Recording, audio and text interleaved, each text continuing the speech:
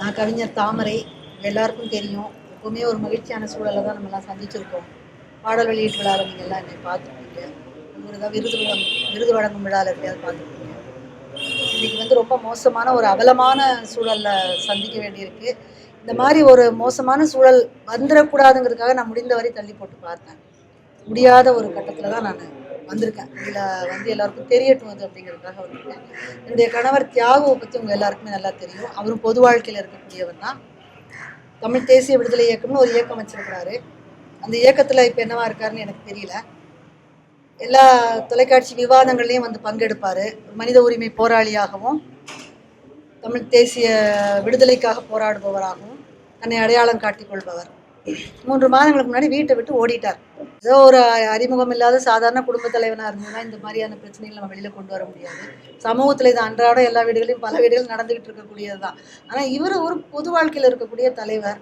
எல்லா மேடைகள்லையும் பெண் உரிமை, பெரியாரியம், மனித உரிமை, அறம், நியாயம், தர்மம் அப்படின்னு பேசிகிட்டே இருக்கக்கூடிய ஒருத்தர் சொல்லாமல் கொள்ளாமல் ஒரு மனைவியும் குழந்தையும் விட்டுட்டு ஓடி போயிட்டு ஒளிஞ்சுக்கிட்டு தலைமறைவாக இருந்துக்கிட்டு தேட விட்டு எங்களை எல்லாம் மன துன்பத்தில் ஆழ்த்தி அப்புறம் போய் பேசுகிறவங்க கிட்ட நான் சட்ட ரீதியாக தீர்த்துக்கிறேன், நான் விவாகரத்து பண்ண போகிறேன் அப்படின்னு சொல்கிறது, இது நான் ஏற்க முடியாது. என்னை அவர் திருமணம் செய்து கொள்ளும் போதே என்னுடைய முதல் திருமணமும் மோசமாக இருந்தது, என்னுடைய முதல் திருமணமும் மோசமாக இருக்கு. அப்போ நாம ஏன் ரெண்டு பேரும் தமிழ் பற்றுள்ளவங்களா இருக்கோம், நாம் 2 பேரும் சேர்ந்து ஏன் தமிழுக்காக உழைக்கக்கூடாது அப்படின்னு கேட்டுதான் நீ சமாதானப்படுத்திட்டு அதுக்கு பிறகுதான் நான் ரொம்ப யோசனைக்கு பிறகுதான் நான் ஒத்துக்கிட்டு நான் அவரை திருமணம் பண்ணிக்கிட்டேன். அன்றையிலேருந்து இன்றைக்கு வரைக்கும் நான் தமிழ் பணி தான் பண்ணிட்டு இருக்கேன். உங்களுக்கு நல்லா தெரியும், திரைப்படத்துறையில் இருந்தாலும் நான் என்ன விதமான தமிழ் பணி ஆற்றிருக்கேன்னு. நான் தமிழை ரொம்ப நேசித்தேன். தமிழுக்காக என்னை அர்ப்பணிச்சுக்கிட்டேன். தமிழுக்காக தான் நான் பொறியாளராக இருந்தும் கூட நான் தமிழ் பணி செய்யறதுக்காக தான் வந்தேன். ஆனால் இன்றைக்கு என்னை தெருவில் கொண்டு நிறுத்திட்டார். இது ஏன்ங்கிறதான் எனக்கு கேள்வி. ஒரு சட்ட ரீதியான தீர்வு அப்படின்னு அதை நோக்கி போகும்போது இந்த கேள்வியெல்லாம் கோர்ட்டில் கேட்க மாட்டாங்க. பிடிச்சா சேர்ந்துரு, பிடிக்கலன்னா விட்டுட்டு போ, அவ்வளோதான் கோர்ட்டை பொறுத்த வரைக்கும். அதைத்தான் அவர் விரும்புகிறாரு. ஏன்னா இந்த ரெண்டுக்கும் இடையில வந்துட்டாலே, சமூக ரீதியான தீர்வுன்னு வந்துட்டாலே இவர் என்ன பண்ணாரு, ஏது பண்ணாரு, என்ன பிரச்சனை, எல்லாத்துக்கும் கேள்வி வரும். அந்த கேள்விக்கெல்லாம் இவர் பதில் சொல்ல வேண்டி வரும்.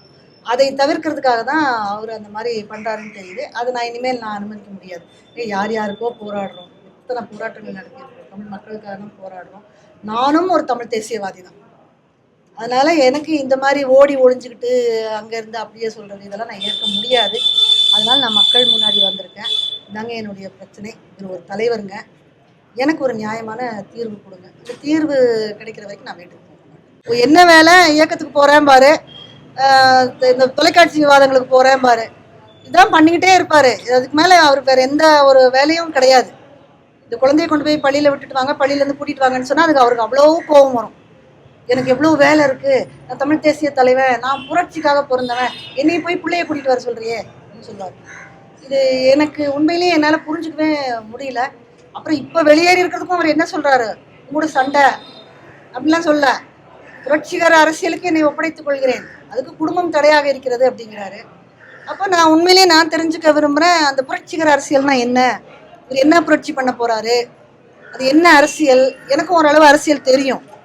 அப்போ அது என்ன அரசியல், அதுக்கு என்ன மாதிரி குடும்பம் எப்படி தடையாக இருக்குது. ஏன்னா இவர் எத்தனை அரசியல் இத்தனை நாள் பண்ணாரோ அதுக்கு பூரா நான் தான் கூட நின்றுருக்கேன். அத்தனைக்கும் நான் தான் தோள் கொடுத்துருக்கேன். பின்னால் இருந்து அத்தனை உதவிகளும் பொருளாதார உதவி முறைகள் அத்தனையும் நான் தான் செஞ்சுருக்கேன். அப்போ இதையெல்லாம் தாண்டி வேற என்ன புரட்சி பண்ண போறாருன்னு எனக்கு புரியல. அதனால அந்த கேள்விக்கு எனக்கு பதில் வேணும். என்ன புரட்சி பண்ண போறாருன்னு எனக்கு பதில் வேணும்.